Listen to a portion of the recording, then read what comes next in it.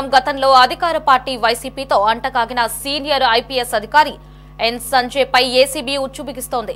గత ప్రభుత్వ హయాంలో అగ్నిమాపక శాఖ డీజీ సిఐడి విభాగాధిపతిగా పనిచేసిన సంజయ్ నిధుల దుర్వినియోగానికి పాల్పడ్డారంటూ విజిలెన్స్ అండ్ ఎన్ఫోర్స్మెంట్ ఇచ్చిన నివేదిక ఆధారంగా రాష్ట్ర ప్రభుత్వం ఆయనపై ఏసీబీ విచారణకు ఆదేశించింది.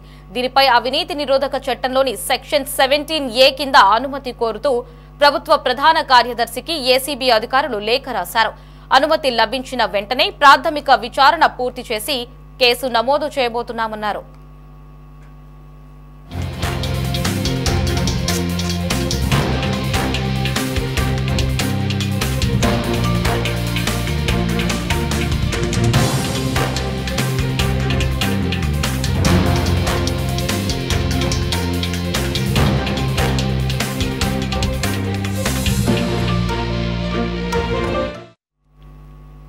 అగ్నిమాపక శాఖలో నో అబ్జెక్షన్ సర్టిఫికెట్లు ఆన్లైన్లో జారీ చేసేందుకు అగ్ని ఎన్ఓసీ వెబ్సైట్, మొబైల్ యాప్ అభివృద్ధి, నిర్వహణ, 150 ట్యాబ్ల సరఫరా కాంట్రాక్ట్ను సౌత్రిక టెక్నాలజీస్ అండ్ ఇన్ఫ్రా సంస్థకు సంజయ్ అప్పగించారు.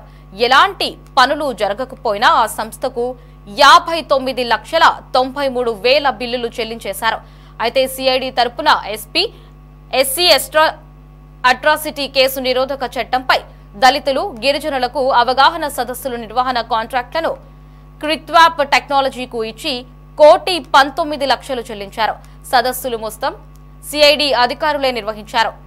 క్రిత్వాప్ సంస్థ అసలు సదస్సులే నిర్వహించకపోయినా బిల్లుల పేరిట దోచేశారు. ఈ మేరకు ప్రభుత్వ ఖజానాకు దాదాపు 2 కోట్ల మేర నష్టం కలిగించారని విజిలెన్స్ అండ్ ఎన్ఫోర్స్మెంట్ విభాగం ప్రభుత్వానికి 2 వేరు నివేదికలు సమర్పించింది. వాటి ఆధారంగా ఇప్పటికే సంజయ్ను సస్పెండ్ చేసిన ప్రభుత్వం ఏసీబీ నేతృత్వంలో మరింత లోతైన విచారణ జరపబోతోంది.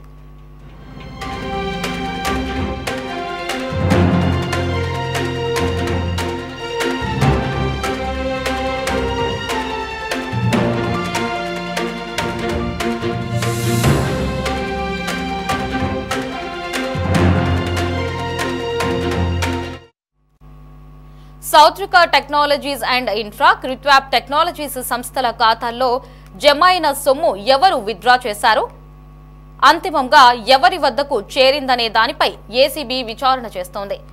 క్రిత్వాప్, సౌత్రిక 2 ఒకే చిరునామాల్లో ఉన్నాయని, క్రిత్వాప్ టెక్నాలజీస్ డొల్ల కంపెనీ అని విజిలెన్స్ తేల్చింది.